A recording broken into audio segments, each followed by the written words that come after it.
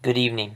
My name is Jason Wexler, and I will be conducting my Ethos, Pathos, Logos presentation on the extremely controversial topic of marijuana. How many of you are or know someone who associates with marijuana usage as one of the worst possible things you could do or partake in?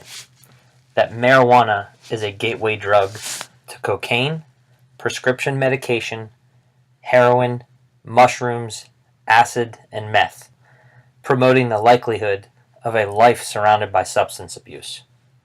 That if you smoke weed, you are considered a pothead or druggie with no life goals or aspirations, a leech to society that will be an unsuccessful, lower class citizen on welfare, spending the majority of your time on the couch shoveling food into your mouth due to the munchies, a criminal to society that is in and out of the jail system for the majority of their life.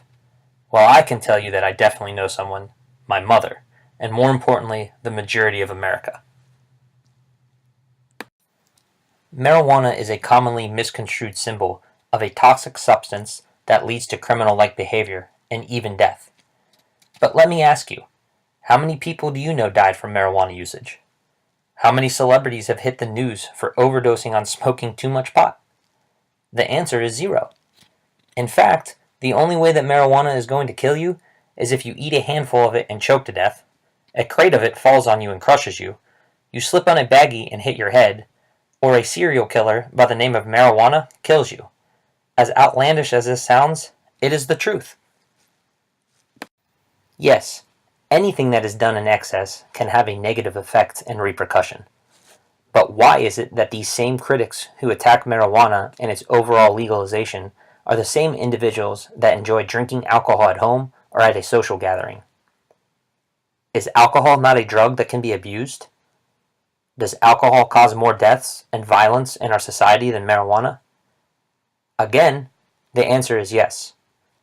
Legal or not, marijuana is a much safer alternative. What I'm here to do is to educate you about the proven medical benefits that marijuana has on the human body.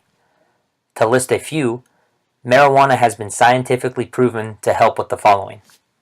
It slows and stops cancer cells from spreading. It prevents Alzheimer's. It treats glaucoma. It relieves arthritis. It controls epileptic seizures. It eases the pain of multiple sclerosis. It soothes tremors for people with Parkinson's disease. It helps with Crohn's disease, decreases the symptoms of Dravet syndrome, and lessens side effects from hepatitis C. Additionally, it decreases anxiety, helps reverse the carcinogen effects of tobacco and improves lung health, reduces severe pain, nausea from chemo, and stimulates appetite, improves symptoms of lupus, protects the brain after a stroke, helps veterans suffering from PTSD, controls other types of muscle spasms, treats inflammatory bowel diseases, helps eliminate nightmares, and protects the brain from concussion and trauma.